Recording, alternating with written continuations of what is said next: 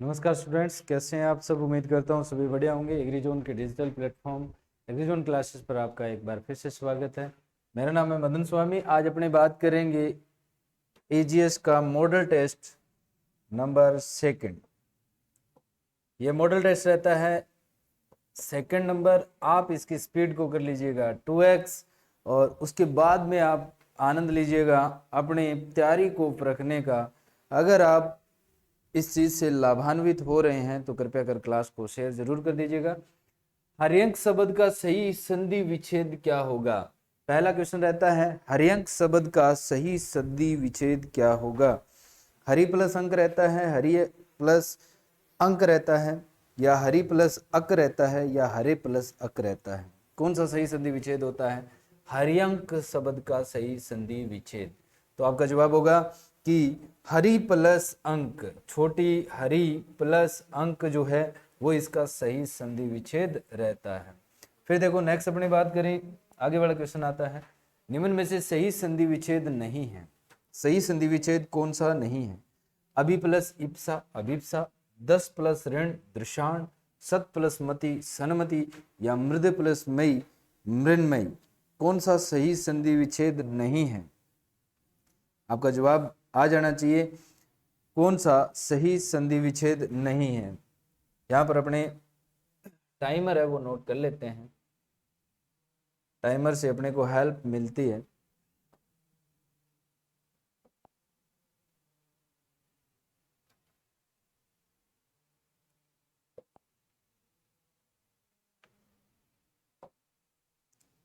तो आपका जो आंसर रहने वाला है वो रहने वाला है कि मृद प्लस मई इसका गलत आंसर होता है।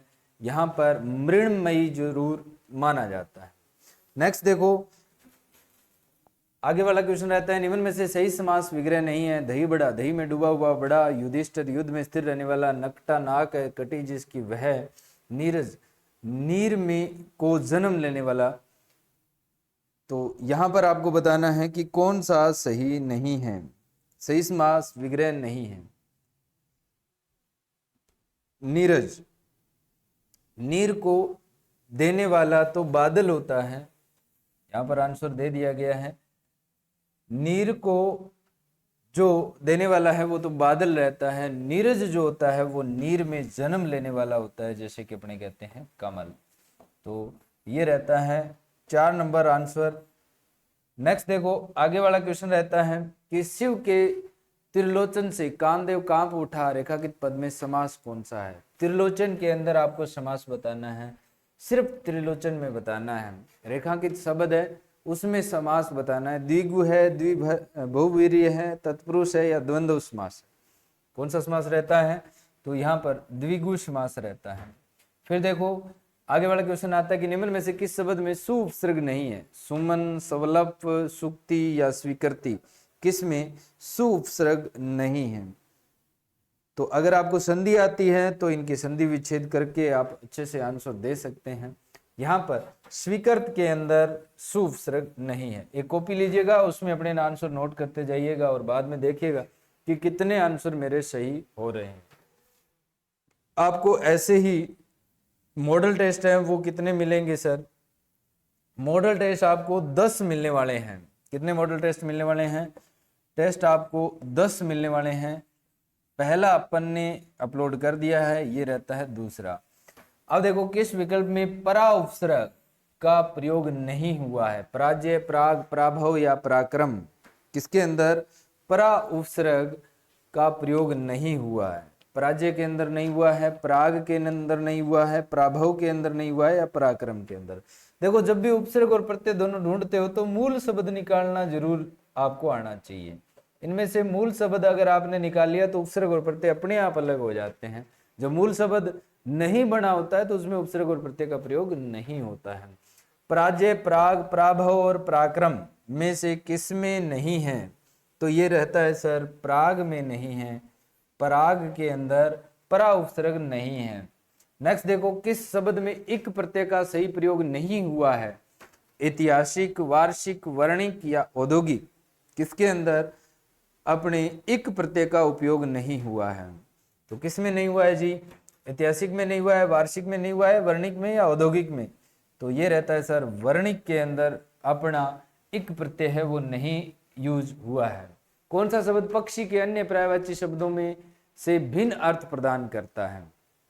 तो यहां पर खेचर, खग, विहग और द्विज कौन सा रहता है जो आपका पक्षी का पर्यायवाची नहीं है? पक्षी का पर्यायवाची नहीं है, तो विहग होता है, विहंग नहीं विहग होता है। यहां पर खेचर, खग और विहग किसके पर्यायवाची रहते हैं? पक्षी की। परंतु द्विज जो पर्यायवाची है वो किसका नहीं रहता है सर? द्विज जो पर्यायवाची है वो पक्षी का नहीं रहता है। ये किसका रहता है सर? ये दांत का, या अपने इसे कहते हैं ब्राह्मण का पर्यायवाची भी ये रहता है। तो नेक्स्ट क्वेश्चन आता है 9 नंबर। 9 नंबर रहता है कि किस समूह में सही विलोम शब्द का प्रयोग नहीं हुआ है?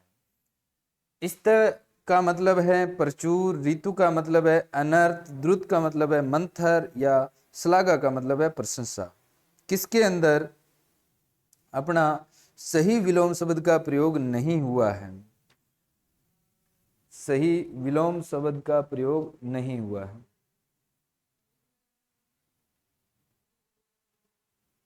इस तय, प्रचुर, ऋतु, अनर्थ, या द्रुत, मंथर, या श्लाघा, प्रशंसा का किसका सही विलोम शब्द अपने को नहीं मिला है?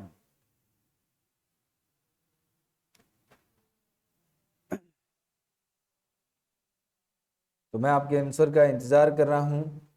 रित, अनर, द्रुत या मंथर, श्लाघा या प्रशंसा में से किसका अपने सही विलोम शब्द का प्रयोग नहीं हुआ है?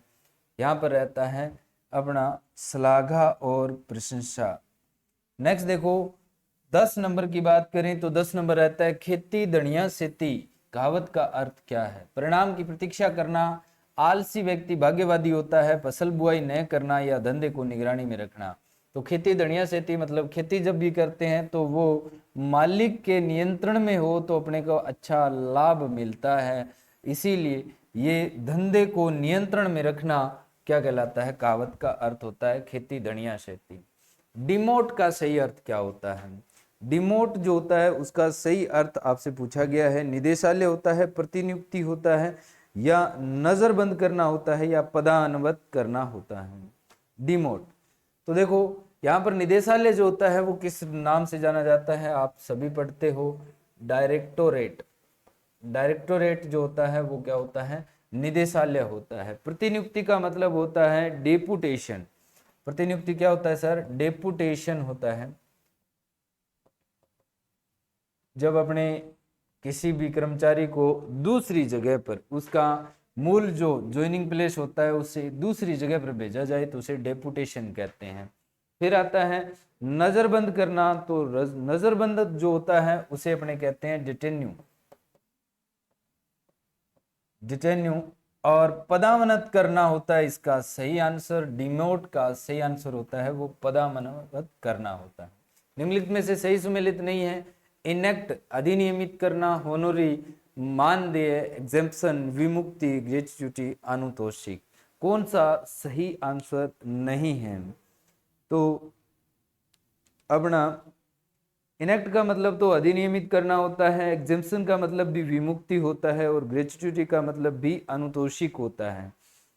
होनरी का मतलब क्या होता है? यहाँ पर होनोरेरी जो होता है उसका मतलब होता है सर अवेतनिक। होनोरेरी का मतलब क्या होता है सर? इसका मतलब होता है अवेतनिक, जिसको वेतन नहीं की दिया जा रहा है और उसे काम करवाया जा रहा है, होनोरी। मानदेय का मतलब क्या होता है?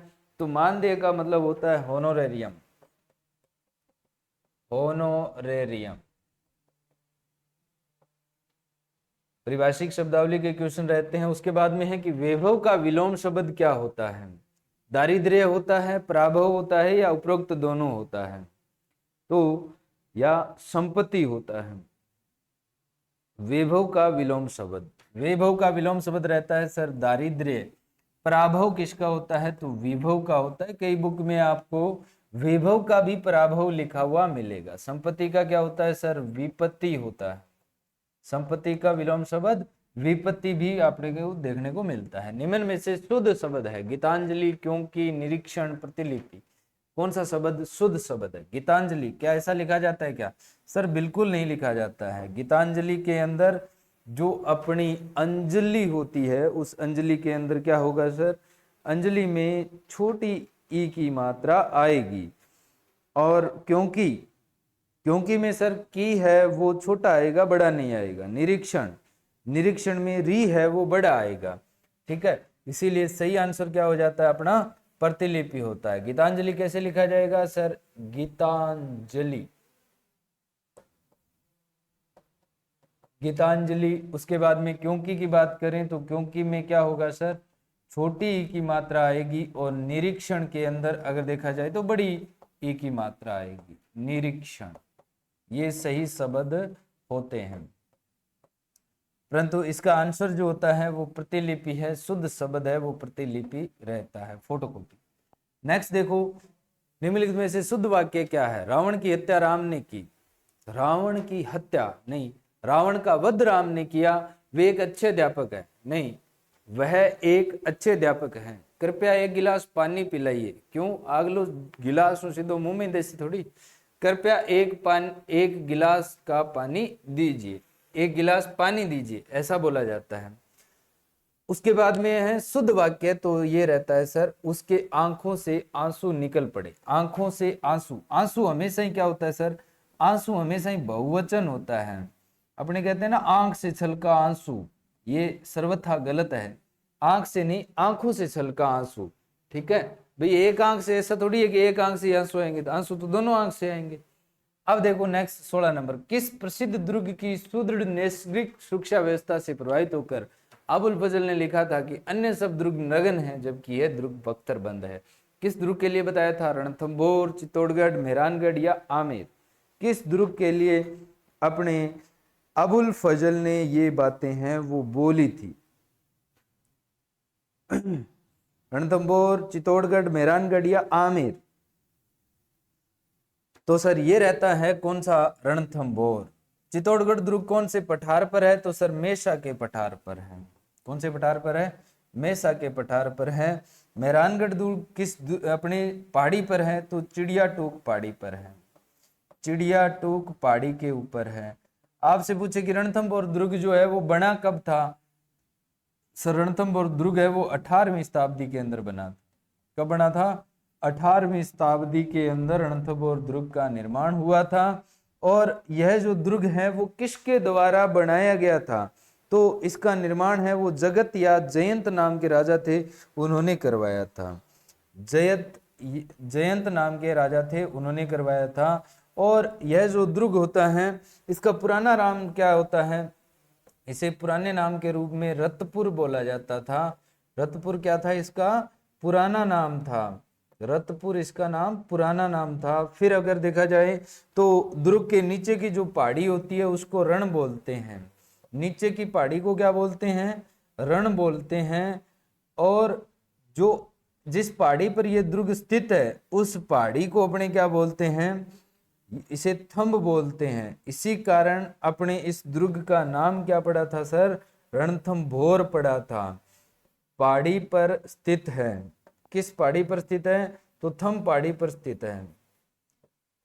और यह जो होता है यह दुर्ग अपने युद्ध की दृष्टि से सुरक्षित माना जाता है, इसीलिए इसे रणथंभौर कहा जाता है। ठीक है, याद रखना। फिर अपने बात करें 17 नंबर क्वेश्चन आता है कि केंद्र सरकार के भारतीय पुरातात्विक सर्वेक्षण विभाग ने किस मंदिर को राष्ट्रीय महत्व का स्मारक घोषित किया है? बर्मा का मंदिर, पुष्कर, त्रिपुरा सुंदरी, बांसवाड़ा, रणकपुर जैन मंदिर, करणी माता देशनोक? किस मंदिर को यहाँ पर भारतीय पुरातात्विक विभाग सर्वेक्षण विभाग ने किस मंदिर को राष्ट्रीय महत्व का स्मारक घोषित किया गया है? तो सबसे पहले आता है सर बर्मा मंदिर, फिर त्रिपुरा मंदिर बांसवाड़ा के अंदर है, रणकपुर के जैन मंदिर पाली में, और करणी माता का मंदिर जैन अपने देशनोक के अंदर है। बर्मा के मंदिर है वो राजस्थान में कितने रहते हैं सर? 3 मंदिर रहते हैं। बर्मा के कितने मंदिर है जी? 3 मंदिर है। एक तो कहां पर है? एक तो सर अपना बर्मा जी का मंदिर है वो पुष्कर के अंदर है। एक तो पुष्कर अजमेर में है, फिर एक मंदिर जो है वो ब्रह्मा जी का मंदिर जो है वो बाड़मेर में भी रहता है, और तीसरा जो मंदिर है वो कहां पर रहता है, बांसवाड़ा के अंदर। तो ये जो मंदिर है, 3 मंदिर ब्रह्मा जी के, पुष्कर, अजमेर, बाड़मेर, उसके बाद में अगर देखा जाए तो अपने बांसवाड़ा के अंदर है। यहां पर जो इसका क्वेश्चन का आंसर रहता है वो रहता है सर ब्रह्मा मंदिर। कौन सा रहता है सर, ब्रह्मा मंदिर रहता है। फिर देखो रणकपुर के जैन मंदिर जो हैं वो कहां पर रहते हैं सर, ये पाली के अंदर है सर, यहाँ पर लिखा हुआ है कहां पर रहते हैं, पाली के अंदर रहते हैं। और पाली जिले में कौन सी नदी के किनारे रहते हैं, तो सर ये मथाई नदी के किनारे रहते हैं। किस नदी के किनारे हैं, मथाई नदी के किनारे पर हैं। और इसका निर्माण किसने करवाया था, तो इनका निर्माण जो है वो किसने करवाया था सर, इनका निर्माण है वो अपने महाराणा प्रताप, अपने कुंभा के शासनकाल में धरणसाय एक मंत्री था, धरणसाय उसने करवाया था, धरणसाय मंत्री ने करवाया। और शिल्पी कौन था सर इन मंदिरों का, तो शिल्पी था सर देपाक। शिल्पी कौन था, वो था सर देपाक। शिल्पी कौन था सर, देपाक था। उसके बाद में ये मंदिर निर्माण कब हुए, तो सर इसका मंदिरों का निर्माण है वो 1439 ईस्वी के अंदर हुआ था। और ये मंदिर जो है वो अपने इसमें कितने खंभों वाली अपने मंदिर कहा जाता है, इसे 1444 खंभों वाला मंदिर है वो इसे कहा जाता है। 1444 खंभों वाला मंदिर इसके कहते हैं। और खंभे ज्यादा होने के कारण इसे खंभों का अजायब घर भी कहते हैं, खंभों का अजायब घर भी इसे कहा जाता है। फिर अपने देशनोक धरणी माता का मंदिर रहता है, चूहों की देवी इसको बोला जाता है, चूहों की देवी है करणी माता जी को बोलते हैं। और नेक्स्ट अपने बात करते हैं आगे वाले क्वेश्चन। 18 नंबर क्वेश्चन रहता है, निम्नलिखित में से कौन सा युगम सुमेलित नहीं है। खजुराहो सोमेश्वर मंदिर जो कि कहां पर रहता है सर, किराड़ू के अंदर। हर्षद माता का मंदिर है वो आबानेरी। जुन्ना पत्थरसर मंदिर बाड़मेर। पारानगर मंदिर है वो चित्तौड़गढ़। तो इसमें से कौन सा युगम सुमेलित नहीं है, आप बताओ भी। सर सुमेलित है वो चित्तौड़गढ़ नहीं है, क्योंकि यहाँ पर जो पारानगर मंदिर है वो कहां पर रहते हैं सर, अलवर के अंदर रहते हैं। कहां पर रहते हैं, अलवर के अंदर। मेवाड़ का खजुराहो किसको बोलते हैं, तो अंबिका मंदिर माता का मंदिर होता है उसको बोलते हैं। हाड़ौती का खजुराहो किसे बोलते हैं, भंड देवरा रामगढ़ 12 के अंदर है, इसे मिनी खजुराहो भी बोला जाता है। वस्त्र ताजमहल कहाँ स्थित है, वस्त्र ताजमहल जसवंत थड़ा जोधपुर को कहते हैं, रायमलोद का थड़ा बीकानेर कहते हैं, अबलीमिणी का महल दर्रा कोटा को कहते हैं, लाल डेरा मेहरानगढ़ जोधपुर को कहते हैं। किसको कहा जाता है, वस्त्र ताजमहल। आपको पता हो तो देखो राजस्थान का ताजमहल किसे कहते हैं, राजस्थान का ताजमहल, तो सर राजस्थान का ताजमहल है वो अपने जसवंत थड़ा जोधपुर को कहते हैं। अगर अपने से पूछे शेखावाटी का ताजमहल, शेखावाटी का ताजमहल है वो किसे कहा जाता है, तो सर शेखावाटी का ताजमहल है वो अपने किसको कहते हैं, खेतड़ी झुंझुनू, खेतड़ी झुंझुनू के अंदर अपने महल है उनको कहा जाता है शेखावाटी का ताजमहल। फिर अपने से पूछा जाए कि छोटा ताजमहल किसे कहते हैं, छोटा ताजमहल, तो सर छोटा ताजमहल है वो अपने अबलीमिणी के महल को कहा जाता है। छोटा ताजमहल किसे कहते हैं, अबलामिणी के, जो अबलीमिणी का महल दर्रा कोटा के अंदर है उसको कहा जाता है।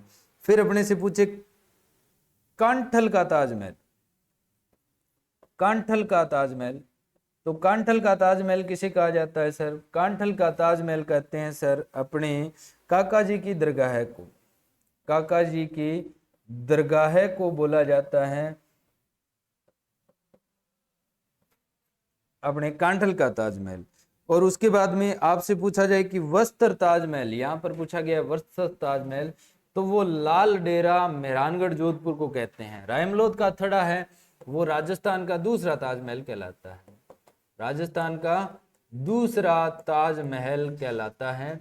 कौन सा कहलाता है सर, राजस्थान का दूसरा ताजमहल है वो रायमलोद का थड़ा बीकानेर को कहते हैं। उसके बाद में नेक्स्ट आता है नेक्स्ट क्वेश्चन रहता है सर, दुर्गादास राठौड़ की छत्री किस राज्य में स्थित है? तो यह उज्जैन के अंदर मध्य प्रदेश में क्षिप्रा नदी के किनारे पर स्थित है। इसे अपने मंदिरों का शहर भी कहा जाता है उज्जैन को। राजस्थान में दानचंद्र चोपड़ा की हवेली कहां पर स्थित है? खेतड़ी में, किशनगढ़ में, बीकानेर में या सुजानगढ़ के अंदर? दानचंद्र चोपड़ा की हवेली कहां पर स्थित है? खेतड़ी के अंदर, किशनगढ़ अजमेर के अंदर, बीकानेर के अंदर या सुजानगढ़ चूरू के अंदर? तो यहाँ पर रहता है सर सुजानगढ़ चूरू के अंदर अपना दानचंद्र चोपड़ा की हवेली है वो स्थित है। चूरू सुजानगढ़ के अंदर और कौन कौन सी हवेली है सर? गोयनका की भी हवेली है, गोयनका की भी हवेली रहती है, और सुराणा की हवेली भी रहती है, और मंत्रियों की मोटी हवेली भी रहती है। मंत्रियों की मोटी हवेली भी यहाँ पर रहती है। तो ये बात का ध्यान में आपको रखना है। नेक्स्ट देखो, आगे वाला क्वेश्चन आता है कि सीताराम बदन सिंह और नानक राम चित्रकार किस चित्रकला की शैली से संबंधित है? किशनगढ़ शैली, जोधपुर शैली, बीकानेर शैली या नाथद्वारा शैली? किस शैली से संबंधित सीताराम बदन सिंह और नानक राम चित्रकार हैं? तो ये रहते हैं सर किशनगढ़ शैली से। किस शैली से रहते हैं जी? किशनगढ़ शैली से। मेवाड़ शैली का प्रमुख चित्रकार कौन था? साहिबदीन था। अलवर के कौन थे भी? शालिग्राम, जमुना दास वो वाले थे, बक्साराम भी था। और बीकानेर शैली के अली राजा थे, शाह मोहम्मद थे, उस्ता अमीर खां थे। जयपुर शैली के प्रमुख चित्रकार मोहम्मद शाह, साहिब राम। देखो मेवाड़ शैली के साहिबदीन थे, परंतु जयपुर शैली के साहिब राम थे, ये बात याद रखनी है। गोपाल सैनी का संबंध राजस्थान की किस हस्तकला से है? गोपाल सैनी का संबंध राजस्थान की किस हस्तकला से है? टेराकोटा, ब्लू पोटरी, कास्ट कला या थेवा कला? तो इसका संबंध किससे माना जाता है जी? ब्लू पोटरी का संबंध गोपाल सैनी से माना जाता है। वर्तमान में ये प्रसिद्धि पाए हुए हैं, वैसे कृपाल सिंह शेखावत रहते हैं। फिर देखो नेक्स्ट अगर देखा जाए तो राजस्थान में जोरावा गीत क्या है? एक विरह गीत है, एक जन्मोत्सव गीत है, वधु विदाई गीत है, फसल बोने के समय गाया जाने वाला गीत है। तो जोरावा मतलब जुड़ना, किसी की याद में जुड़ना, एक विरह गीत है कि जो कि जैसलमेर की साइड गाया जाता है। प्रदेश में पति जब नौकरी करने चला जाता है तो पीछे से बैठी लुगाइयां हैं वो ये गीत गाती है। अब नेक्स्ट देखो 25 नंबर क्वेश्चन आता है, राजस्थान के किस लोकवाद्य यंत्र को जूझ हारप भी कहते हैं? अपना खड़ताल, कमायचा, रावणता या मोरचंग? किसको अपने जूझ हार्प भी कहते हैं? जूझ हार्प देखो मोरचंग को कहते हैं, जो कि सुशीर वाद्य यंत्र है, और मोरचंग को जूझ हार्प भी बोला जाता है। तारा शर्मा किस नृत्य की प्रसिद्ध कलाकार है? भोआई की, तेरताली की, कच्ची घोड़ी की या गेर की? किसकी रहती है सर? तो तारा शर्मा भवाई नृत्य से संबंधित अपनी नृत्यांगना रहती है। लिखमादेसर, पुनरासर, मालासर किस संप्रदाय के उपपिटे हैं? निम्बार्क संप्रदाय, बिश्नोई, गोड़ीय या जसनाथी संप्रदाय? किसकी रहती है? लिखमादेसर, पुनरासर, मालासर। तो ये संप्रदाय की 5 पिठे होती है। जसनाथी संप्रदाय है, इसकी लिखमादेसर, पुनरासर और मालासर जो है वो उप पिठे हैं। गोगा जी के गोगा मेड़ी नौर में गोगा नवमी को लगने वाले मेले का भारतीय तिथि क्रम के अनुसार महीना और तिथि है? कौन से महीने में लगता है सर? चैत्र में लगता है या भाद्रपद में लगता है? गोगा जी का मेला जो है वो भादवे में लगता है।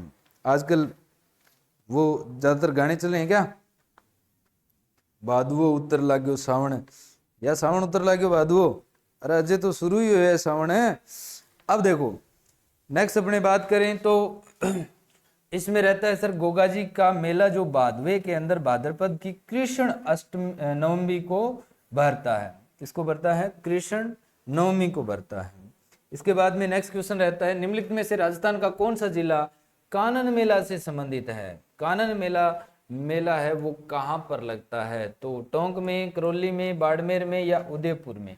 कहां पर लगता है जी? बाड़मेर के अंदर आपका ये मेला भरता है, कानन मेला।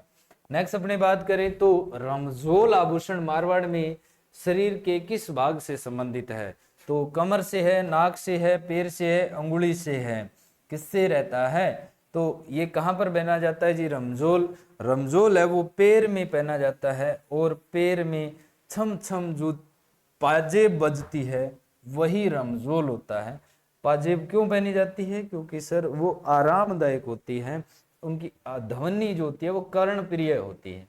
31 नंबर क्वेश्चन आता है, पाल किसे कहते हैं? जनजातियों द्वारा की जाने वाली खेती, शहरियों की बस्ती, मीणाओं की बस्ती या भीलों की बस्ती क्या कहलाती है? अपने पाल।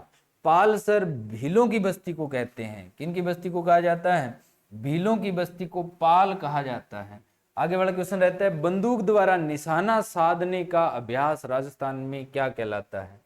चांदबाला, चांदमारी, चांच या चांचड़ क्या कहलाता है? बंदूक द्वारा निशाना साधने का अभ्यास राजस्थान में ये कहलाता है सर चांदमारी। क्या कहलाता है जी? चांदमारी। नेक्स्ट आता है कि गोडवाड़ी उपबोली किस राजस्थानी भाषा से संबंधित है?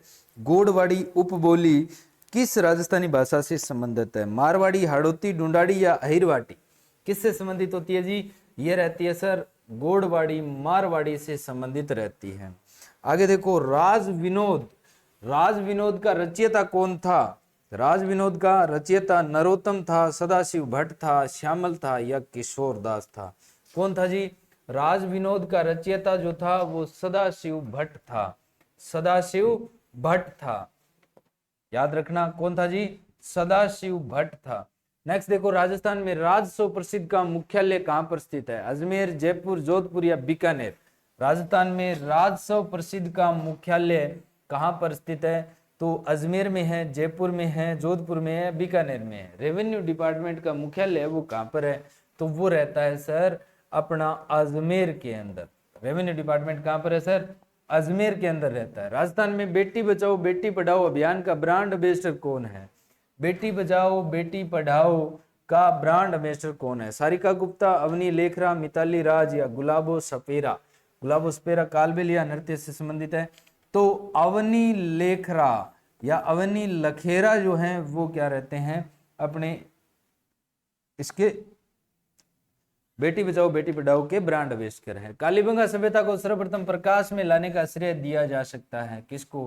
बीबी लाल को, बीके थापर को, एमडी खरे को या अमलानंद घोष को? किसको दिया जाता है जी? अमलानंद घोष को दिया जाता है।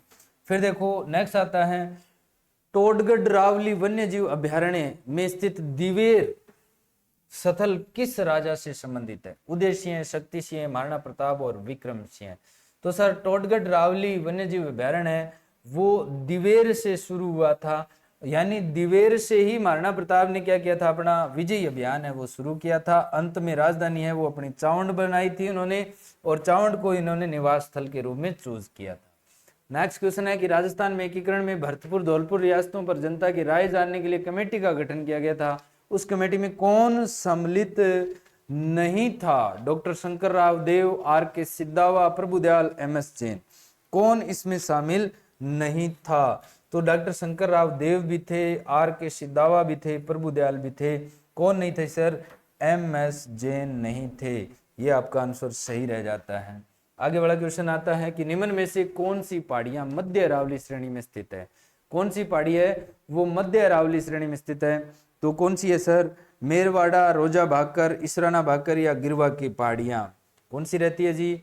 रोजा भाकर सिरोही में रहती है, गिरवा उदयपुर के अंदर रहता है, इसराना भाकर भी सिरोही में रहता है, मेरवाड़ा की पहाड़ियां अजमेर में रहती है, अजमेर मध्य अरावली में आता है। तो ये रहता है सर मेरवाड़ा की पहाड़ियां। ये रहता है अपना जीके और हिंदी का आज का जो आपका मुख्य संबंध था। और इस क्यूआर कोड से आप इसका डाउनलोड है वो कर सकते हैं। इसके बाद में अपने एग्रीकल्चर शुरू करते हैं। जैसे क्यूआर कोड जनरेट हो जाता है, आप इसका स्क्रीनशॉट लेकर इसको गूगल स्कैन से स्कैन कर लीजिएगा, आपके पास पीडीएफ है वो इसकी पहुंच जाएगी। ठीक है जी। अब देखो एग्रीकल्चर के लिए जो अपना एग्रीकल्चर सुपरवाइजर है, इसके लिए एग्री जोन बीकानेर ने अपना टेस्ट सीरीज लॉन्च है वो कर रखा है। इसमें कुल आपको 100 टेस्ट है वो मिलने वाले हैं। डेली आपके टेस्ट होते हैं, आप ज्वाइन कर सकते हैं। बहुत ही कम प्राइस और मिनिमम प्राइस के अंदर ये सारी मटेरियल आपको एग्री जोन की तरफ से मिल जाती है। तो हमारी टीम आपके लिए तत्पर रहती है 24 घंटे। आप किसी भी प्रकार की समस्या का सामना अगर कर रहे हैं तो हमसे संपर्क कर सकते हैं। कृषि पर्यवेक्षक में बढ़िया तरीके से, अच्छे तरीके से सिलेक्शन लेने के लिए आप हमारी टीम का चुनाव है वो कर सकते हैं। अब हम बात करेंगे एग्रीकल्चर के बारे में, जो 60 क्वेश्चन रहते हैं उनके बारे में। तो पहला जो आपका क्वेश्चन रहता है, देखो कृषि पर्यवेक्षक के अंदर आपकी नियमितता और आपका सब्जेक्ट मैटर के अंदर जो एग्रीकल्चर, जीके, हिंदी, इसमें परिपूर्णता जरूरी है। अगर आप बार बार इधर उधर आंकड़े मारोगे तो फिर मामला सेट नहीं बैठेगा। आप टिक कर एक जगह बढ़िया बैठ कर जम कर तैयारी करो और अपने टॉपिक्स को जरूर सुलझाओ। जब तक आप टॉपिक्स पर गौर नहीं करोगे तब तक आप इसमें अपने अचीवमेंट हासिल नहीं कर पाओगे। नेक्स्ट देखो 41 नंबर क्वेश्चन रहता है, विश्व मौसम विज्ञान संगठन कहाँ स्थित है? Geneva Switzerland, Maharashtra Bharat, America और मैक्सिको। कहाँ पर रहता है अपना विश्व मौसम विज्ञान संगठन?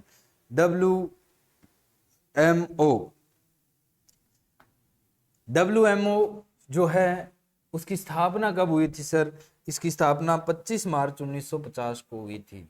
कब स्थापित हुआ था सर? ये 25 मार्च 1950 को स्थापित हुआ था। एक WTO भी होता है, वर्ल्ड ट्रेड ऑर्गेनाइजेशन होता है, व्यापार का संगठन। इसकी स्थापना कब हुई थी? तो 1 जनवरी 1995 को इसकी स्थापना हुई थी। अब यहाँ पर आपको बताना है कि WMO कहाँ पर है, तो ये भी जिनेवा स्विट्जरलैंड के अंदर रहता है। मैक्सिको में क्या है सर? तो मैक्सिको में सीमिट है। सीमिट जो रहता है वो अपना कहाँ पर रहता है? मैक्सिको के अंदर रहता है। मक्का और गेहूं पर ये मुख्य रूप से वर्क करता है। किस पर वर्क करता है जी? मक्का और गेहूं के ऊपर ये मुख्यतः रिसर्च करता है। वैसे सारी अनाज वाली फसलों पर ये रिसर्च करता है। 42 नंबर, शीतकालीन फसलों के लिए न्यूनतम तापमान जिस पर उनकी वृद्धि रुक जाती है। देखो एक होता है कार्डिनल टेम्परेचर। क्या होता है जी? कार्डिनल टेम्परेचर होता है, कार्डिनल तापमान होता है। कार्डिनल तापमान 3 तरीके का होता है। एक तो कौन सा होता है सर? एक तो होता है न्यूनतम, एक होता है सर अधिकतम, और एक होता है अपना इष्टतम। न्यूनतम, अधिकतम और इष्टतम। तो न्यूनतम तापमान कौन सा होता है? जिस पर नीचे वाला तापमान जिस पर अपने फसलों की वृद्धि रुक जाए। अधिकतम जिस ऊपर का तापमान जिस पर वृद्धि रुक जाए। इष्टतम उसके पूरे जीवन काल में जो कि लाभदायक हो। आपसे पूछे कि न्यूनतम खरीफ के लिए कितना होता है, तो खरीफ के लिए आपका जवाब होगा कि 15 से 18 डिग्री सेल्सियस होता है। आपसे पूछे कि रबी के लिए न्यूनतम कितना होता है, तो 0 to 5 डिग्री सेल्सियस होता है। अधिकतम पूछे तो देखो अपने खरीफ जो होती है उनके लिए कितना होता है, तो 45 से 50 डिग्री सेल्सियस अधिकतम होता है। और आपसे पूछे कि अधिकतम तापमान रबी के लिए कितना होता है, रबी के लिए तो अधिकतम तापमान रबी के लिए अपना लगभग 30 से 38 डिग्री सेल्सियस होता है। फिर अगर इष्टतम पूछे कि खरीफ के लिए इष्टतम तापमान कितना होता है, तो सर 30 से 38 डिग्री सेल्सियस होता है। और रबी से पूछे कि रबी के लिए इष्टतम तापमान कितना होता है, तो रबी के लिए अपना इष्टतम तापमान होता है वो 25 से 30 डिग्री सेल्सियस तक पाया जाता है। अब देखो यहाँ पर शीतकालीन फसलों के लिए न्यूनतम तापमान, शीतकालीन कौन सी, रबी या खरीफ? तो सर यहाँ पर न्यूनतम तापमान यहाँ पर देख लो रबी के लिए कितना है, 0 to 5 degree Celsius. C number option रहता है। आगे आता है कि तोरियां की पाड़ा रोधी किस्म कौन सी है? सरसों की पाड़ा रोधी किस्म पूसा 212 है, भवानी है, चिपसोना या देवा है? कौन सी किस्म रहती है सर? भवानी रहती है। पाड़ा प्रतिरोधी किस्म होती है। फसलों में सर्वाधिक अगर आपसे पूछे कि पाड़ा संवेदनशील फसल कौन सी है, पाड़ा संवेदनशील फसल, फसलों में आपसे पूछे कि पाड़ा संवेदनशील फसल कौन सी है, तो आपका जवाब होगा सरसों होती है। आपसे पूछे कि फल कौन सा है, फल पूछ ले, फल कौन सा है सर? फल होता है सर केला, और केला के बाद में होता है पपीता। और फिर आपसे पूछे सब्जी, सब्जी कौन सी होती है सर पाड़ा संवेदनशील? वो होती है सर टमाटर। कौन सी सब्जी होती है? टमाटर। आगे वाला क्वेश्चन रहता है कि 100 किलो अमोनियम सल्फेट उर्वरक के प्रयोग से आपको उत्पन्न अपशिष्ट अम्लता को उदासीन करने के लिए कैल्शियम कार्बोनेट की कितनी आवश्यकता होगी? तो सर यानी यहाँ पर अम्लीयता तुल्यांक पूछा है कि 100 किलो हमने अमोनियम सल्फेट यूज किया तो उसको अपने जब उदासीन करेंगे यानी चूने की आवश्यकता कितनी होगी, चूना कितना डालना पड़ेगा, तो 110 किलो डालना पड़ेगा। अम्लीयता तुल्यांक। नेक्स्ट देखो, वर्तमान में भारत से निर्मित होने वाली औषधीय फसलों में प्रथम स्थान है। औषधीय फसलों में प्रथम स्थान किसका रहता है सर? औषधीय फसलों में इसबगोल का प्रथम स्थान रहता है। किसका रहता है? इसबगोल। यहाँ पर सफेद मूसली आ रखी है तो सेकंड शिलाजीत बोलते हैं। इसको क्या बोला जाता है जी? सेकंड शिलाजीत बोलते हैं। तो फिर थर्ड शिलाजीत किसको बोलते हैं? तो थर्ड शिलाजीत जो रहती है वो रहती है सर गोखरू। कौन रहती है? गोखरू रहती है। गोखरू का नाम क्या होता है? तो गोखरू होती है, उसे कहते हैं ट्राइबुलस टेस्टेटेरिस। ट्राइबुलस टेस्टेटेरिस। ट्राइबुलस टेस्टेटेरिस जो होता है वो गोखरू यानी बाखड़ी होती है। ठीक है, ट्राइबुलस टेस्टेटेरिस। अब देखो नेक्स्ट अपनी बात करें तो नेक्स्ट आता है क्वेश्चन कि मृदा में नमी की वह प्रतिशतता जिस पर मृदा और लेप किसी दूसरे पदार्थ से चिपकना बंद कर देते हैं वह प्रतिशत क्या कहलाता है? अस्थायी मलानी बिंदु जिसे टेम्परेरी विल्टिंग पॉइंट कहते हैं, स्थायी मलानी बिंदु जिसे परमानेंट विल्टिंग पॉइंट कहते हैं, असलांक बिंदु स्टिकनेस पॉइंट होता है। यही जो होता है असलांक बिंदु वो ही क्या होता है? मृदा नमी में मृदा और लेप के आपस में चिपकने से बंद हो जाता है। ठीक है, नेक्स्ट देखो आगे वाला क्वेश्चन रहता है आपके सामने। आगे वाला क्वेश्चन कौन सा रहता है सर? आगे वाला क्वेश्चन रहता है कि धान के लिए सबसे उपयुक्त उर्वरक अमोनियम सल्फेट में नाइट्रोजन व सल्फेट की मात्रा कितनी होती है? नाइट्रोजन और सल्फेट की मात्रा कितनी रहती है? अमोनियम सल्फेट में नाइट्रोजन, सिंपल सी बात है सर, नाइट्रोजन 20.5 और सल्फर 24.6% रहता है, तो याद रखिएगा। नेक्स्ट अपने बात करें 48 नंबर, तो चने में कितने प्रतिशत प्रोटीन पाया जाता है? देखो आपकी जो 12वीं की बुक है वो ये कहती है कि आपके उड़द में सर्वाधिक प्रोटीन की मात्रा पाई जाती है। उड़द में कितनी होती है सर? तो उड़द में 24% प्रोटीन पाई जाती है। फिर देखो मसूर जो होती है, मसूर के अंदर अपने बात करें तो 23 से 25% होती है, परंतु ये पाई जाए ये जरूरी नहीं है।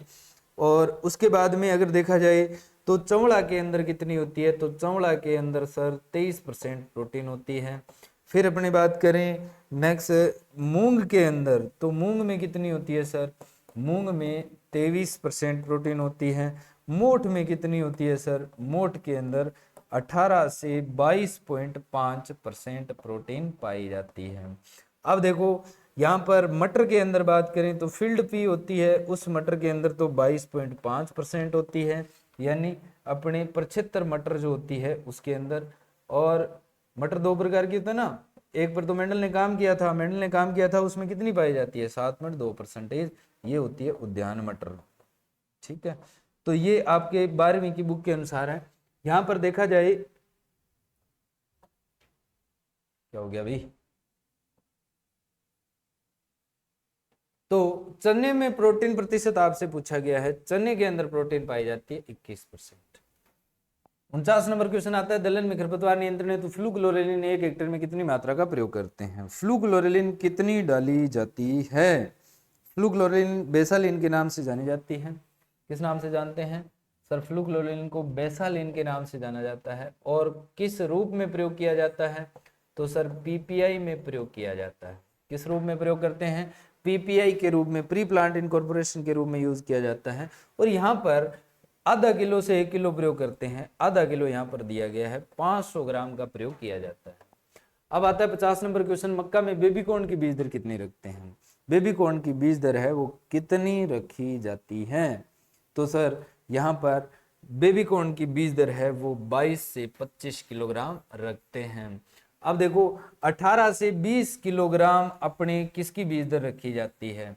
तो 18 से 20 किलोग्राम है वो अपने संकर की रखते हैं। और संकुल की बीज दर है वो कितनी रखी जाती है? 20 से, सॉरी, यहाँ पर संकुल किस्में जो होती है उनकी बीज दर जो होती है वो 18 से 22 और 20 से 25 किसकी रखते हैं? अपने संकर किस्मों की बीज दर है इसमें रखी जाती है। वैसे भी अगर स्वीट कॉर्न की बात करें, स्वीट कॉर्न, तो स्वीट कॉर्न की वैरायटी की बीज दर अपने कितनी रखते हैं, तो वो रखते हैं सर 4 से 5 किलो बीज दर प्रति हेक्टेयर रखी जाती है। और स्वीट कॉर्न की वैरायटी कौन सी होती है सर, स्वीट कॉर्न की वैरायटी माधुरी रहती है। स्वीट कॉर्न जियामेज अपने सेकेराटा के नाम से जानी जाती है, परंतु फ्लेवर कॉर्न किसे कहते हैं, जियामेज एमाइलेशिया को कहते हैं। तो ये बात याद रखिएगा। नेक्स्ट अपने बात करें तो आगे आता है क्वेश्चन, गन्ने की शीघ्र पकने वाली किस्म कितने महीने में पक जाती है। गन्ना जो होता है वो 2 प्रकार का होता है, एक अधसाली होता है और एक साली होता है। अधसाली जो गन्ना होता है उसमें कितना टाइम लगता है, अधसाली गन्ने के अंदर सर 18 महीने लगते हैं। कितने महीने, 18 महीने। और एक साली गन्ना जो होता है उसमें कितना टाइम लगता है, एक साली गन्ने के अंदर 12 महीने लगते हैं। अब इनकी बुआई कब करते हैं, तो अधसाली गन्ना होता है वो जून जुलाई के अंदर बोया जाता है, और एक साली गन्ना होता है वो जनवरी फरवरी के अंदर बोया जाता है। तो याद रखिएगा अधसाली और अपने एक साली। आपसे पूछा जाए कि गन्ने की शीघ्र पकने वाली किस्मों की बुआई कितने महीने में करते हैं, तो 9 से 10 माह में बुआई की जाती है। ग्वार के जीवाणु झुलसा रोग की रोकथाम के लिए किसका उपयोग किया जाता है, ग्वार का देखो जीवाणु झुलसा बैक्टीरियल ब्लाइट जो रोग होता है वो प्रमुख रोग होता है, और इसका नियंत्रण अपने किससे करते हैं, तो इसका नियंत्रण है सर वो 250 ppm अपने एग्रीमाइसिन का यूज किया जाता है। टेट्रासाइक्लिन का यूज नहीं करते, इसमें किसका यूज करते हैं, एग्रीमाइसिन का, और वो कितने ppm, 250 ppm का यूज किया जाता है। ठीक है, जीवाणु झुलसा बैक्टीरियल ब्लाइट का। फिर देखो कपास की RST9 किस्म में बीज दर कितनी रखते हैं, कपास की RST9 के अंदर बीज दर है वो कितनी रखी जाती है, तो कपास की RST9 के अंदर बीज दर है वो अपने 20 से 25 किलोग्राम रखते हैं। कितने किलोग्राम रह सकते हैं सर, 20 से 25 किलोग्राम। धनिया के बीजों को स्ट्रेप्टोमाइसिन की कितनी मात्रा से उपचारित करते हैं, स्ट्रेप्टोमाइसिन की उपचार दर है वो कितनी रहती है सर, तो वो रहती है 500 ppm। स्ट्रेप्टोमाइसिन कितनी रहती है सर, 500 ppm रहती है। नेक्स्ट देखो छिटकुआं विधि से बुआई पूरा करने पर रिजका की बीज दर कितनी रखते हैं, छिटकुआं विधि से बुआई करने पर रिजका की बीज दर अपने कितनी रखते हैं सर, 20 से 25 किलोग्राम रखते हैं। सर ये क्वेश्चन कहाँ से आप करवा रहे हो, तो आपकी 11वीं और 12वीं की जो बुक है उसकी उसी से अपने आपको क्वेश्चन है वो प्रोवाइड करवाए जा रहे हैं। नेक्स्ट देखो सरसों के तेल में तीव्र गंध किसके कारण आती है, चेरोटीन, क्यूमिनॉल, सिनग्रीन या एलाइल 1 प्रोपाइल, किससे होती है, तो सर यहाँ पर गंध आती है वो सिनग्रीन के कारण आती है सरसों के तेल में। नेक्स्ट देखो जी मूंगफली में गुच्छेदार किस्मों से कितनी उपज प्राप्त होती है, 18 से 20 क्विंटल, 20 से 40, 12 से 15 या 10 से 12। मूंगफली 2 प्रकार की होती है सर, कौन कौन सी, एक तो गुच्छेदार होती है और एक अपने फैलकर बढ़ने वाली होती है। ठीक है, जो अपने सीधी बढ़ती है उसको फास्टिक आटा कहते हैं, और जो अपनी फैलकर बढ़ती है उनको क्या बोला जाता है, अरेचिस हाइपोजिया प्रोक्यूबेंस बोला जाता है। तो मूंगफली में गुच्छेदार किस्मों से अपने को कितनी उपज है वो प्राप्त हो जाती है, लगभग 12 से 15 क्विंटल प्रति हेक्टेयर उपज है वो मिल जाती है। गुच्छेदार से अपने को कम उपज मिलती है और अपने फैलने वाली से ज्यादा उपज मिलती है। अच्छे बीजों का वास्तविक उपयोगिता मान, वास्तविक उपयोगिता कहते हैं रियल वैल्यू, क्या कहते हैं जी, रियल वैल्यू बोला जाता है। रियल वैल्यू कितनी होनी चाहिए, तो रियल वैल्यू है वो, इसका सूत्र क्या होता है सर, रियल वैल्यू जो है इसका सूत्र होता है कि भौतिक शुद्धता का प्रतिशत, क्या जी, भौतिक शुद्धता का प्रतिशत, भौतिक शुद्धता प्रतिशत इनटू क्या कर दिया जाता है सर, अंकुरण प्रतिशत, अंकुरण प्रतिशत बटा क्या कर देते हैं अपने 100, और इससे अपने क्या निकल जाता है, रियल वैल्यू का मान आ जाता है। और ये हमेशा कितना होना चाहिए सर, 75% होना चाहिए। फिर देखो सनई कितने किलोग्राम नत्रजन स्थिरीकरण करती है, तो सनई है वो कितने किलोग्राम नत्रजन स्थिरीकरण करती है सर, 84.7 किलोग्राम नत्रजन स्थिरीकरण करने का काम करती है सनई। क्रोटोलेरिया जुनसिया लेग्यूमिनेसी फैमिली होती है। आगे आता है हरड़ का वानस्पतिक नाम है टर्मिनेलिया चेबुला, टर्मिनेलिया ब्लेवरिका, अपने एम्बलिका ऑफिशियलिस। कौन सा नाम हरड़ का रहता है, हरड़ क्या काम आती है, तो सर हर्ड जो होती है आंवला से अपने क्या बनाते हैं, आंवला से त्रिफला बनाते हैं। आंवला से क्या बनाया जाता है सर, त्रिफला बनाया जाता है, वहां पर अपने यूज करते हैं इसका। हर्ड का नाम होता है टर्मिनेलिया चेबुला, टर्मिनेलिया चेबुला। आगे देखो नेक्स्ट अपने बात करते हैं, हमारे देश में खेती योग्य भूमि के कितने हेक्टेयर पर फलों की खेती होती है। तो हमारे देश में खेती योग्य भूमि के लगभग 7.2 मिलियन हेक्टेयर पर क्या किया जाता है, अपने फलों की खेती है वर्तमान में की जा रही है। कितने मिलियन हेक्टेयर पर, 7.2 मिलियन हेक्टेयर। केले में विटामिन B1 कितना पाया जाता है, विटामिन B1 है वो कितना पाया जाता है, तो विटामिन B1 है वो लगभग, आप बताओ B2 किस में पाया जाता है, तो हमारा जवाब होगा कि बेलपत्र में होता है। किस में होता है, बेलपत्र में होता है। बेलपत्र को और क्या कहते हैं, तो इसे बंगाल क्वींस भी बोला जाता है। क्या बोलते हैं सर, इसे बंगाल क्वींस भी बोला जाता है, बंगाल क्वींस के नाम से भी इसको जाना जाता है। B2 तो किसमें, बेलपत्र में। B1 केले में होता है और कितना होता है, 150 इंटरनेशनल यूनिट पर 100 ग्राम होता है, 150 इंटरनेशनल यूनिट पर 100 ग्राम पाया जाता है। और केले में विटामिन अपने के भी ज्यादा पाया जाता है, पोषक तत्व पोटेशियम भी ज्यादा होता है। मार्केट गार्डनिंग की बीज अपने बाजार से दूरी कितनी होती है, तो मार्केट गार्डनिंग होता है एक इंटेंसिव गार्डनिंग का टाइप होता है, 20 से 25 किलोमीटर दूरी मार्केट गार्डनिंग की रहती है। आगे देखो, टमाटर में एनपीके कितना डालते हैं, नाइट्रोजन फास्फोरस और पोटाश की मात्रा अपने कितनी डाली जाती है, एनपीके कितना डाला जाता है, तो टमाटर में एनपीके है वो सर अपने 60-80-60 का प्रयोग किया जाता है। तो सर कई जगह पर तो हमें 100-60-60 का भी मिलता है, बिल्कुल आप डाल सकते हैं, परंतु यहाँ पर ऑप्शन के हिसाब से करना होगा। ये आपकी 12वीं की बुक कहती है, 12th आरबीएससी कहती है कि एनपीके इतना प्रयोग करना चाहिए। अब देखो नेक्स्ट आता है, अति अम्लीय पीएच 5 से कम होने पर फूल गोभी में किसकी कमी हो जाती है। देखो हमें पता है कि सर पीएच कम होने पर सूक्ष्म पोषक तत्व ज्यादा हो जाते हैं। कौन ज्यादा हो जाते हैं, सूक्ष्म पोषक तत्व। सूक्ष्म पोषक तत्व आपको पता होना चाहिए कौन कौन से होते हैं। पीएच कम होने पर सूक्ष्म पोषक तत्वों की मात्रा ज्यादा हो जाती है। पीएच ज्यादा होने पर वृत्त पोषक तत्व बढ़ जाते हैं। अब इनमें से छोड़ा कौन जाता है, वृत्त पोषक तत्वों में से फास्फोरस है वो उदासीन पर पाया जाता है, सूक्ष्म में से बोरोन लिया जाता है जो कि उदासीन पर होता है। परंतु मोलिब्डेनम एकमात्र ऐसा सूक्ष्म पोषक तत्व है जिसकी पीएच कंसंट्रेशन बढ़ने के साथ साथ सांद्रता बढ़ती है। इसीलिए यहाँ पर कहा जा रहा है कि 5 से कम होने पर कौन सा पोषक तत्व कम होता है, तो मोलिब्डेनम कम हो जाता है, और इसके कारण ही फूल गोभी में इसकी कमी अपने को देखने को मिलती है। अब देखो पत्ता गोभी में पूर्ण पकाव कब होता है, पत्ता गोभी में पूर्ण पकाव है वो कब होता है,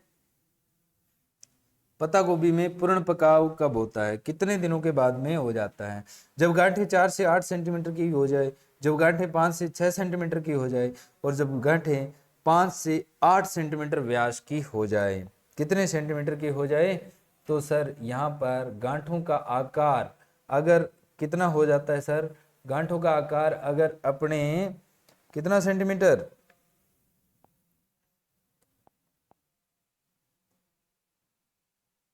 ये यहाँ पर मिस प्रिंट है तो अपने इसको मिटा देते हैं।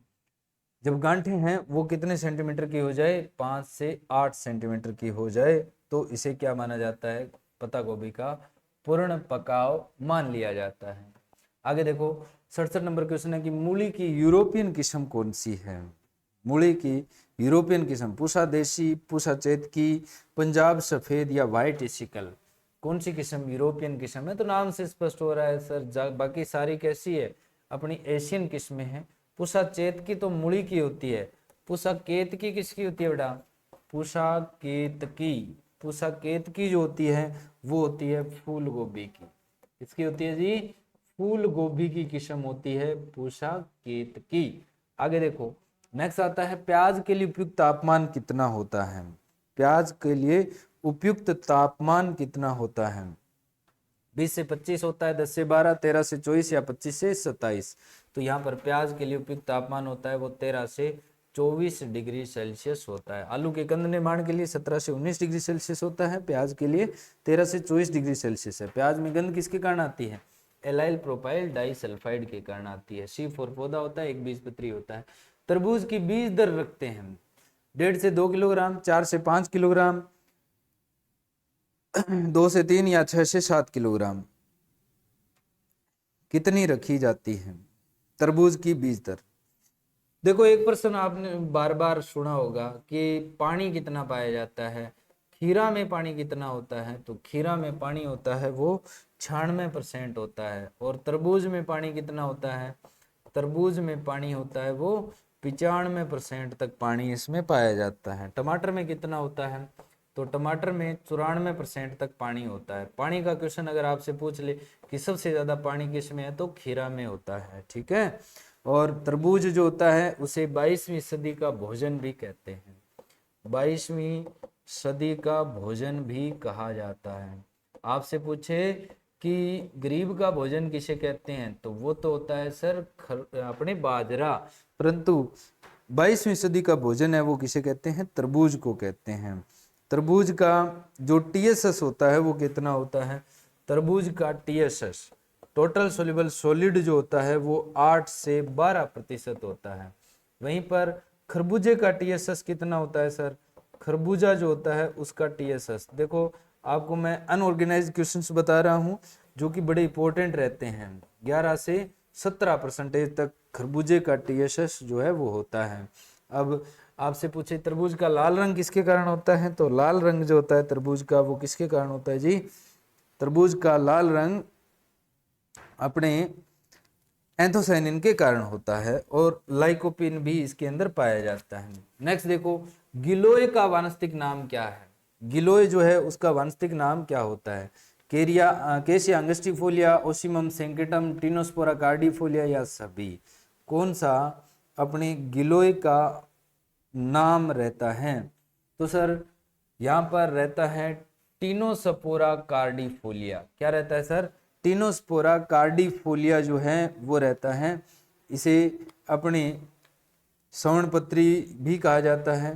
केसिया अंगस्टिफोलिया जो होता है वो सनाइब होता है और फेबेसिकुल होता है, इसका उपकुल होता है वो सिजल पिनेवाडी होता है, लग्जेटिव टाइप का ये रहता है। और अपने बात करें गिलोय का, गिलोय का कुल कौन सा होता है, तो सर मीनेस परमेशी होता है। कौन सा कुल होता है, मीनेस परमेशी इसका कुल रहता है। गिलोय का अन्य नाम जीवंतिका या अमृता के नाम से जाना जाता है। और यह जो होता है वो जवर की मान औषधि है, बुखार के अंदर प्रयोग में लिया जाता है। गिलोय जो है वो बुखार जवर की मान औषधि होते हैं। आगे आता है 71 नंबर क्वेश्चन, दाब कलम में जड़ निकालना कौन से सिद्धांत पर आधारित है, इटियोलेशन, टोटिपोटेंसी, टॉप वर्किंग या स्टियोनिक प्रभाव। देखो जब भी अपने ग्राफ्टिंग करते हैं तो एक साइन का यूज करते हैं, एक मूलवृंत का यूज करते हैं। मूलवृंत और साइन आपस में प्रभावित होते हैं, इसको कहा जाता है स्टियोनिक प्रभाव। टॉप वर्किंग जब पौधे को ऊपर से सुधारा जाता है टॉप वर्किंग कहते हैं। टोटिपोटेंसी कोई भी सेल होता है उससे नया पौधा बन जाए, ये उसकी क्षमता होती है, टोटिपोटेंसी होती है। किसी भी सेल का अपने द्वारा एक नया शरीर निर्माण करना क्या कहलाता है, टोटिपोटेंसी। इट्यूलेशन क्या होता है, इट्यूलेशन होता है सर जब प्रकाश की अनुपस्थिति में, लाइट की अब्सेंट के अंदर प्लांट जो होता है वो अपना क्लोरोफिल है वो लेस कर देता है, प्लांट क्या करेगा, प्रकाश की तरफ भागेगा और भाजने से वो लंबा हो जाएगा और पीला हो जाएगा, इसे ही कहते हैं इटियोलेशन। अतिवृद्धि करता है प्रकाश की अनुपस्थिति में। और दाब कलम में यही तो होता है सर, हम दाब कलम जब भी करते हैं, ये कलम है इसके ऊपर मिट्टी अपन डाल देते हैं, मिट्टी डालने से प्रकाश की अनुपस्थिति हो जाती है और पौधा क्या करेगा, अतिवृद्धि करेगा, जिससे जड़ विकसित हो जाएगी। अपने इन पौधों को अलग करके क्या करते हैं, नया पौधा बना लेते हैं। ये इटियोलेशन के सिद्धांत पर निर्भर होता है, ठीक है। आगे देखो अमरूद व अनार में फूलों का विरलीकरण करने के लिए NaA की कितनी मात्रा का प्रयोग करते हैं। अमरूद और अनार के अंदर फूलों को झाड़ने के लिए, थिनिंग करने के लिए अपने क्या यूज करते हैं, नेफ्थलिक एसिटिक एसिड। नेफ्थलिक एसिटिक एसिड बाजार में किस नाम से मिलता है, तो ये प्लेनोफिक्स के नाम से मिलता है, प्लेनोफिक्स के नाम से ये बाजार में मिलता है। कितने ppm का यूज किया जाता है, तो सर ये किया जाता है अपने 200 ppm का प्रयोग। आगे देखो 73 नंबर क्वेश्चन रहता है कि जिन फल वृक्षों में परागण सिंचन वाले वृक्ष कम होते हैं वहां पराग देने वाले वृक्षों को लगाना क्या कहलाता है? पराग का उपरोपण, हेटेरोस्टोलॉजी, पोलिनाइजर्स या गेमिनाइजर्स, क्या कहते हैं? तो सर उनको कहा जाता है क्या? तो सर कहा जाता है पोलिनाइजर्स। देखो जब भी अपने खजूर और पपीता की बात करें, खजूर और पपीता की बात करें, खजूर व पपीता जो होते हैं वो क्या कैसे टाइप के पौधे होते हैं? सर इनमें नर और मादा अलग अलग पौधे पर पाए जाते हैं, इसीलिए अपने नर और मादा का अनुपात कितना रखते हैं? नर और मादा का अनुपात जो रखा जाता है वो 1:10 रखते हैं। मादा ज्यादा लगाते हैं क्योंकि इस पर क्या होता है, फूल आकर फल बनते हैं। फिर अपने बात करें तो कुकुरबिट्स के अंदर अनुपात कितना रखा जाता है? कुकुरबिट्स जो होते हैं उनके अंदर अनुपात 15:1 का रखा जाता है। इनमें नर फूल कम आते हैं इसलिए नर ज्यादा रखे जाते हैं। कुकुरबिट्स जो होते हैं वो सारे के सारे कैसे होते हैं? मोनोसियस होते हैं, परंतु यहाँ पर अपवाद होता है। कौन? मोनोसियस का मतलब एक ही पौधे पर नर और मादा दोनों पाए जाते हैं, जैसे कि आंवला होता है, कुकुरबिट्स भी होते हैं। खजूर और पपीता होते हैं वो डायोसियस होते हैं। कुकुरबिट्स मोनोसियस के अंदर अगर इसका अपवाद की बात करें तो परवल जो होता है, पॉइंटेड गार्ड जो होता है, यह क्या होता है? डायोसियस होता है। और यह सारे जितने भी कुकुरबिट्स है वो सारे के सारे कैसे पौधे होते हैं? वो सारे के सारे एक वर्षीय होता है, परंतु परवल द्विवर्षीय होता है। लगभग कितने प्रतिशत फल और सब्जी तुड़ाई के पश्चात खराब हो जाते हैं? तो फल और सब्जी तुड़ाई के पश्चात लगभग 25 से 30% है वो खराब हो जाते हैं। 2% का प्रिजर्वेशन किया जाता है। आम के फलों को 5 से 16 डिग्री सेल्सियस तापमान पर 85 से 90% अपेक्षित आर्द्रता पर कितने सप्ताह तक भंडारित किया जा सकता है? कितने सप्ताह तक अपने भंडारित कर सकते हैं? तो लगभग 2 से 3 सप्ताह तक अपने उनको भंडारित करके रख सकते हैं। फिर देखो नेक्स्ट आता है केले के सकर्स को खालिस्तान के द्वारा हटाया जाता है। 2,4-D पेट्रोल दोनों या सभी किसके द्वारा हटाया जाता है? तो इसको अपने सकर्स को हटाने के लिए क्या करते हैं सर? इनको जलाना होता है, इसे डी सकरिंग भी बोला जाता है। केला 2,4-D के प्रति संवेदनशील होता है, यह वैसे होता है एक बीजपत्री है, परंतु 2,4-D के प्रति संवेदनशील होता है, तो इन दोनों से अपने हटा सकते हैं। ठीक है। फिर देखो 77 नंबर, पपीते के 1 हेक्टेयर की पौध तैयार करने के लिए कितने बीजों की आवश्यकता होती है? 1 हेक्टेयर के लिए अपने कितने बीज हैं वो प्रयोग में लिए जाते हैं? जब नर्सरी तैयार करते हैं तो नर्सरी के लिए अपने बीज दर है वो कितनी यूज करते हैं सर? 250 से 300 ग्राम यूज की जाती है। पपीता में पेप्सिन एंजाइम पाया जाता है जिसमें 72% प्रोटीन होती है। बेलपत्र भूमि की कितनी डेसीसाइमन प्रति मीटर तक की लवणता सहन कर सकता है? बेलपत्र जो है वो लवणीय सहनशील पौधा होता है और कितनी लवणीयता सहन कर जाता है? डेसीसाइमन ईसी जो होती है, इलेक्ट्रिक कंडक्टिविटी, विद्युत चालकता 9 डेसीसाइमन प्रति मीटर तक को भी ये सहन कर जाता है। अंगूर में फॉरवर्ड प्रूनिंग कब करते हैं? अंगूर में 2 प्रकार की अपने प्रूनिंग होती है, फॉरवर्ड और फाउंडेशन प्रूनिंग।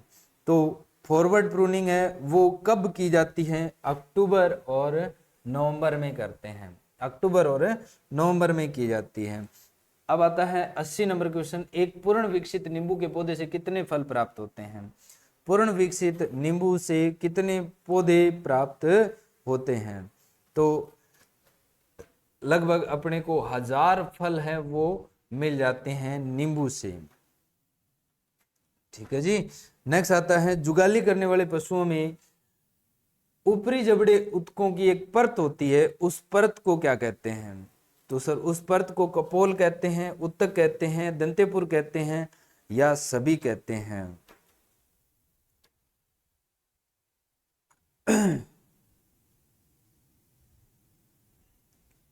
कितने अपने पशुओं में जो ऊपरी जबड़े के अंदर उत्तकों की परत होती है उसमें दांत नहीं होते हैं, इसको क्या कहा जाता है? तो सर इसे दंतेपुर या डेंटल पैड कहते हैं। क्या कहा जाता है? डेंटल पैड कहा जाता है। जब बछड़ा जन्म लेता है तो उसमें सिर्फ कितने दांत होते हैं? 2 दांत होते हैं। याद रखना, बड़ा इंपॉर्टेंट बात है, खोजना है इस क्वेश्चन को, यह भी बड़ी इंपॉर्टेंट बात है, पूछा जाता है बहुत बार। कपोल में मोलर और प्रीमोलर है वो पाए जाते हैं। एक ग्रंथि सिस्टन में कितना दूध एकत्रित करने की क्षमता होती है? कितना दूध एक सिस्टम ग्रंथि है वो बना देती है। तो देखो आपको पता है कि 1 लीटर दूध जब बनता है, 1 लीटर दूध जब बनता है तो उससे कितना लीटर पानी अपने को मिलता है? 4 से 5 लीटर पानी है वो अपने 1 लीटर दूध बनाने के अंदर काम में आता है। अगर 1 ml दूध अपने बनता है तो उसमें 400 से 500 ml अपना रक्त संचरण होता है। ठीक है जी। अब देखो एक ग्रंथि है वो कितना दूध उत्पादित कर सकती है? तो 500 से 600 ग्राम दूध उत्पादित कर सकती है। भैंस को 100 किलोग्राम के शरीर भार पर कितना शुष्क पदार्थ है वो खिलाया जाता है? आपसे पूछा जाए कि भैंस को अगर 100 किलोग्राम शरीर भार पर, दूध उत्पादन पर नहीं है, यहाँ पर क्या है? शरीर भार पर है, तो कितना खिलाया जाता है? भी भैंस को 3 किलोग्राम खिलाते हैं और गाय को कितना खिलाते हैं? शरीर भार पर 2.5 किलो खिलाया जाता है। ठीक है, 100 किलो बॉडी वेट पर। सूडान हे में कच्ची प्रोटीन की मात्रा होती है। सूडान हे जो है वो ज्वार का बनाया जाता है और इसमें आपसे कच्ची प्रोटीन पूछी जाती है। तो देखो आपसे पूछे कि हे जो होता है, हे में ड्राई मैटर कितना होता है, शुष्क पदार्थ कितना होता है? हे में ड्राई मैटर या शुष्क पदार्थ कितना होता है? तो वो कितना होता है सर? वो सर 90% तक होता है। और नमी कितनी पाई जाती है? नमी जो होती है वो 14 से 15% तक पाई जाती है। 14 से 15% तक पाई जाती है। अब अपने से साइलेज पूछ ले, तो साइलेज में शुष्क पदार्थ कितना होता है? शुष्क पदार्थ होता है 30 से 40%। ड्राई मैटर कितना होता है सर? ड्राई मैटर होता है 30 से 40%। आपसे पूछ लिया जाए कि नमी कितनी होती है, तो नमी जो होती है वो 60 से 70% होती है। 60 से 70%। अब सूडान है में कच्ची प्रोटीन पूछी गई है तो कितनी होती है सर?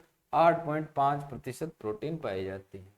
वह रोग जो बच्चों में जन्म लेने के बाद उनके जीवन काल में वातावरण से अलग लग जाते हैं, वातावरण से अपने उनको लग जाते हैं, तो उसे क्या कहते हैं? अर्जित रोग कहते हैं, जन्मजात कहते हैं, पैतृक रोग कहते हैं, पेंजुटिक रोग कहा जाता है। कौन से रोग होते हैं?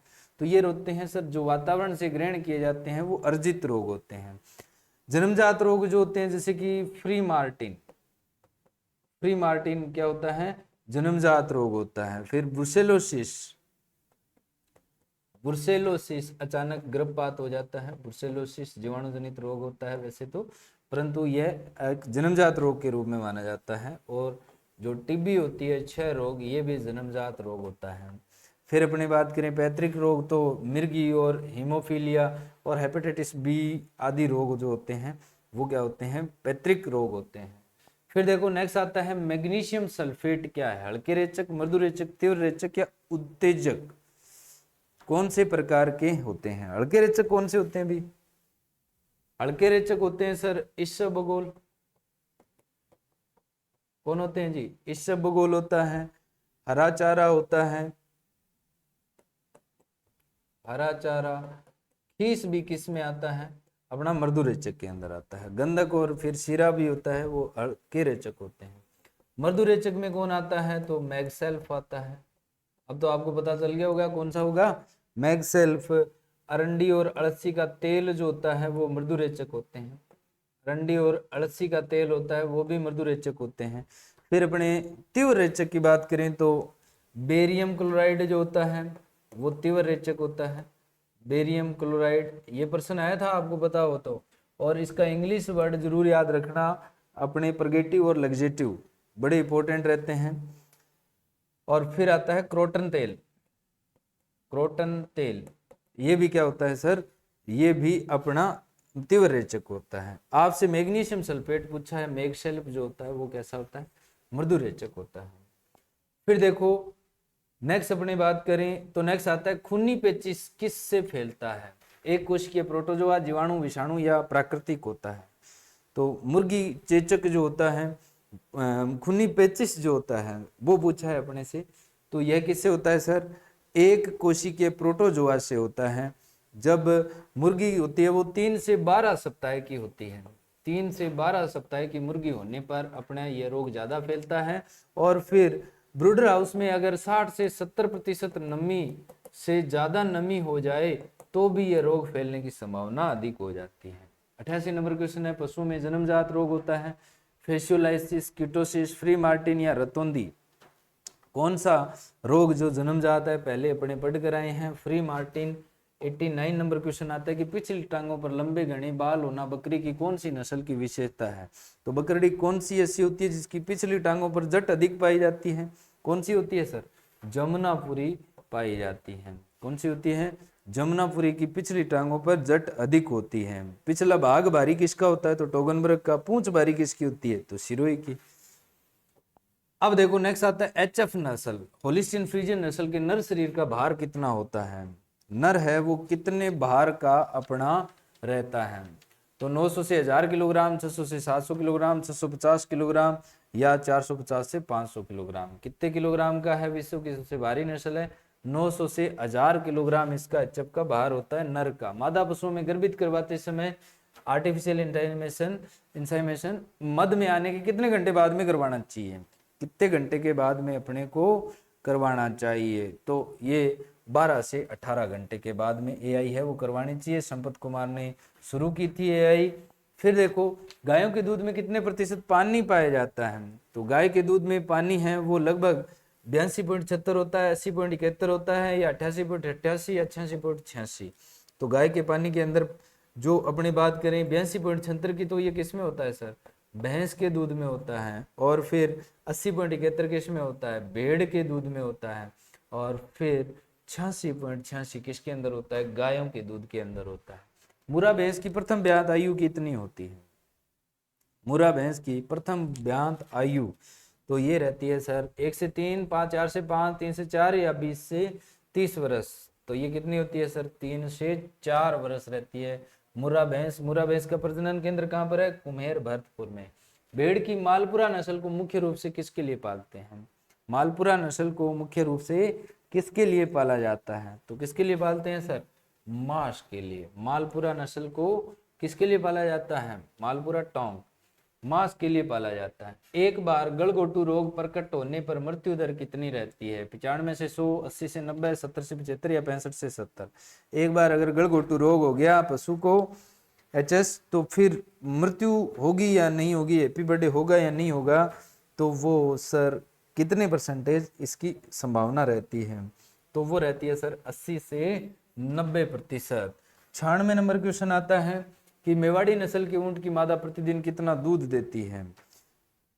मेवाड़ी नस्ल जिसका निचला होठ लटका हुआ होता है इसीलिए इसे बुल्ली सांड या बुल्ला ऊंट कहते हैं। पंजाब के ऊंटों से इसका संकरण किया गया है। जमीन से थुई की ऊंचाई होती है वो 7 से 9 फीट होती है और प्रतिदिन ये 3 से 5 मील प्रति घंटा चल सकता है। तो इसमें कितना दूध वो दे देती है? तो दूध देती है सर 4 से 6 किलोग्राम। कितना दूध देती है? 4 से 6 किलोग्राम। 97 नंबर क्वेश्चन आता है अर्गोस्टेरोल की कमी से होने वाला रोग है रिकेट्स, ओस्टोमलेशिया, सूखा रोग या सभी। अर्गोस्टेरोल विटामिन डी को कहते हैं। किसको कहते हैं सर? Vitamin D. और उसके कारण ये क्या होते हैं? सारे के सारे रोग होते हैं। फिर देखो नेक्स्ट क्वेश्चन आता है चेचक रोग में कौन सी वैक्सीन लगाई जाती है?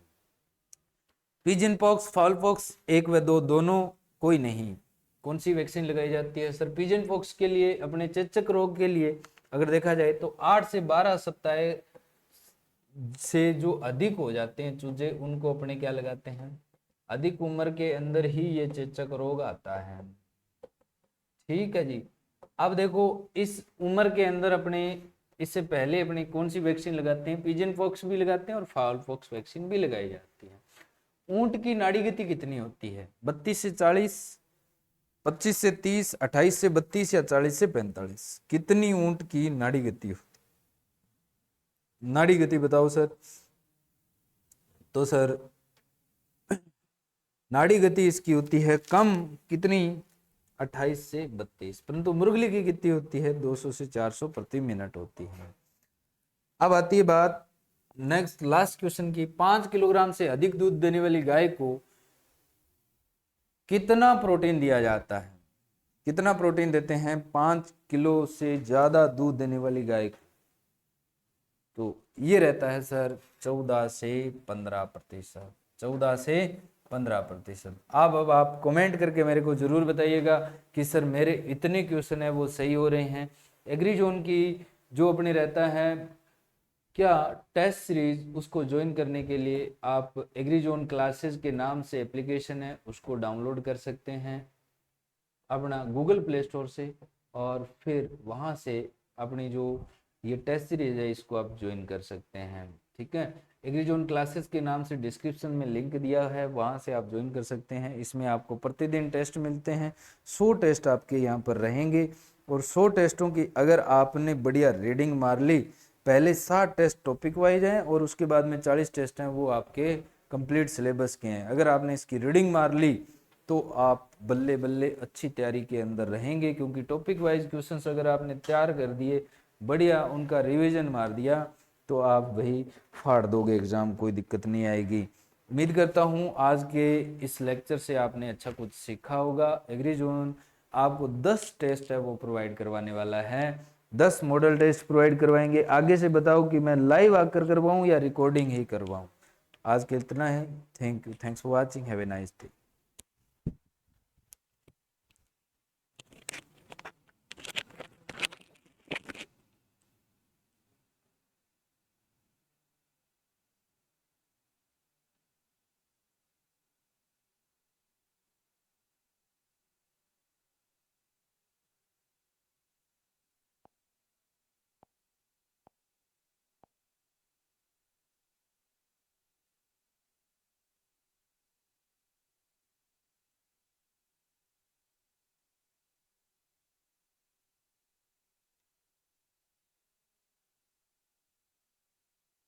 ये क्यूआर कोड है बेटा, इस क्यूआर कोड से आप डाउनलोड कर सकते हैं।